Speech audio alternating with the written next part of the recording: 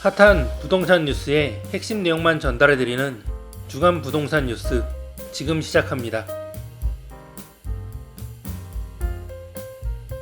서울 동북권 금사라이 땅 창동 차량기지 부지가 허허벌판으로 방치될 위기에 놓였습니다. 당초 구상인 바이오 메디컬 단지 개발 계획이 사실상 수포로 돌아갔는데 대안 마련에 어려움을 겪고 있기 때문입니다. 당장 2026년 2월까지 개발 구상을 마무리하지 못하면 빈 공터로 전락할 우려도 나오고 있습니다. 서울시는 서울 창동 차량기지와 도봉면허 시험장이 이전한 후 생기는 약 7만 5천 평 부지에 서울대학교 병원을 유치, 서울대 바이오 메디컬 밸리로 조성하는 계획을 추진해왔습니다. 서울대 병원과 함께 삼성 바이오로직스, 셀트리온과 같은 글로벌 바이오 기업을 유치해 세계 최고 수준의 바이오 메디컬 밸리로 도약시킨다는 목표입니다. 서울 동북권에 100년 대기가 수정된 이유는 서울대 병원 측이 병원 설립을 거부했기 때문입니다. 여장권 서울시 균형발전본부장은 지난 17일 열린 시의회 정례회에서 현재 의료법과 상급병원 제한 등 여러가지 규제로 서울대 병원이 오지 않는다는 걸 보건복지부에 직접 가서 확인했다고 말했습니다. 홍국표 서울시 의원은 서울시는 계획이 완벽하게 서지도 않았는데 바이오메디컬 유치를 대대적으로 선전하고 홍보를 했다며 주민들을 기만한 것이라고 지적했습니다. 더욱 큰 문제는 서울대 병원을 대체할 기업 유치에 어려움을 겪고 있다는 점인데요.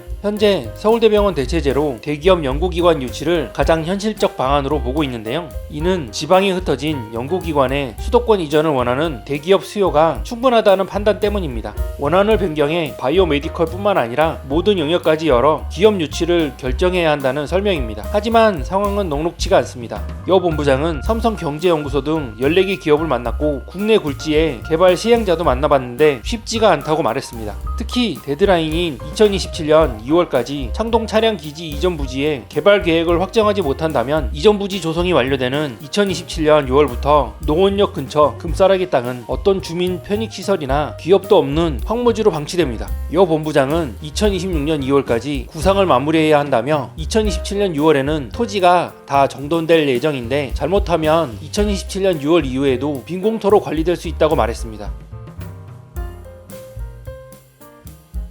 분양 신축 단지에 중도금 대출이 지역 간 차별화를 보이고 있습니다. 올해 초에도 일부 단지 간의 대출 가산금리 문제가 논란을 빚었는데 다시금 중도금 대출 금리에 대한 수분양자들의 부담이 가중될 전망입니다. 그나마 서울 지역은 연 4%대의 중도금 대출 금리를 유지하고 있지만 당장 경기 광명 지역 등은 연 5% 이상의 중도금 대출 금리를 적용받았습니다. 지방 지역은 이미 연 6%에 육박하는 대출 금리가 책정되고 있습니다. 8월 초 1순위 청약 경쟁률 244대 1을 기록 구의형 롯데캐슬 이스트폴은 이달 초 중도금 1차 납부를 진행, 중도금 대출 금리 연 4.05%로 적용받았습니다. 기준금리는 지난 10월 기준 신규 취급액 기준 코픽스 6개월 연 3.82%에 가산금리 0.23%를 적용한 수준입니다. 서울 양평동 영등포자이 디그니티도 지난 9월 중도금 1차를 납부하며 연 4% 초반대의 중도금 대출 금리를 적용받은 것으로 전해졌습니다. 지난 7월 청약을 진행한 서울대 벤처타운역 푸르지오도 지난 15일 1차 중도금 납부를 진행, 중소형 단지임에도 서울 지역이어서 연 4.07%로 적용받았습니다. 서울 이문동의 레미안 라그란데도 지난 13일 1차 중도금 납부를 진행, 중도금 대출 금리 연 4.09%로 정해졌습니다. 이렇듯 서울 지역의 대부분 부장단지가 연 4% 초반대의 중도금 대출 금리를 적용받았고 가산금리도 0.2에서 0.8% 수준입니다.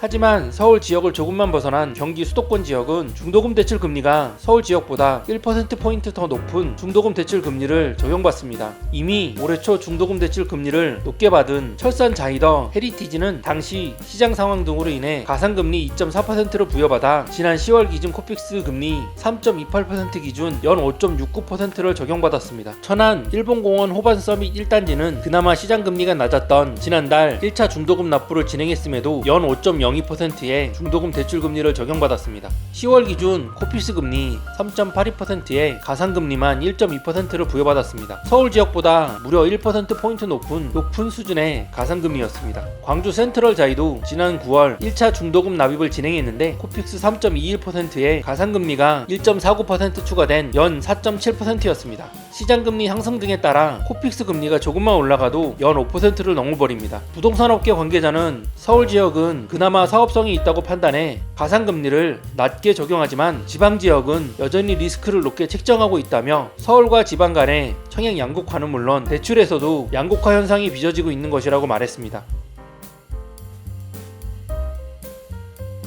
주택시장에서 대형 건설사가 함께하는 컨소시엄 아파트가 꾸준히 흥행을 이어가고 있는 중입니다. 지난 5월 공급된 광명 자이더샵 포레나의 경우 고분양가 논란 및 소형 평형의 일반 분양 물량이 대부분이었음에도 특별 공급에서만 1000명이 넘게 몰리며 단기간 100% 완판을 기록했습니다. 지난 8월에도 대전 둔산자이 아이파크가 올해 지방 최다 청약 접수인 48,000명의 1순위 청약을 기록했고, 이달 청약을 받은 힐스테이트 이편한 세상 문정은 1순위 청약에 무려 25,000여 건의 청약 통장이 접수돼 평균 152대1의 경쟁률로 전 타입 청약을 마감하기도 했습니다. 대형 건설사 위주의 1군 컨소시엄 아파트는 매매 시장에서도 인기가 있습니다. 컨소시엄을 구성할 만큼 대단지이기 때문입니다. 대표적으로 경기 과천시에는 SK 에코플랜트와 롯데건설이 컨소시엄으로 공급한 과천 위버필드가 신고가를 쓰며 지역 시세를 이끌고 있습니다. 과천 위버필드 전용 99제곱미터는 올해 9월 22억 5천만원에 거래되며 신고가를 새로 썼습니다. 종전 최고가는 4월 20억 원으로 5개월 만에 무려 2억 2,500만원이 올랐습니다. 업계 관계자는 컨소시엄 아파트는 국내 주거시장을 이끄는 대표 건설사들의 노하우와 기술력이 집약되다 보니 상품성이 상대적으로 우수하고 그만큼 수요자들의 주거 만족도도 높다며, 또한 기본적으로 규모가 커 수요자들이 선호하는 브랜드 대단지로 조성되다 보니 시장 불안정성 속에도 꾸준한 인기가 계속되고 있다고 전했습니다. 이 같은 1군 컨소시엄 아파트가 연내 분양을 앞두고 있습니다. GS건설과 현대건설, SK에코플랜트 컨소시엄은 다음 달 경기 광명 지역의 광명 5구역 재개발 사업인 광명자이 힐스테이트 SK뷰를 분양합니다. 지하 4층에서 지상 최고 37층 18개 동 총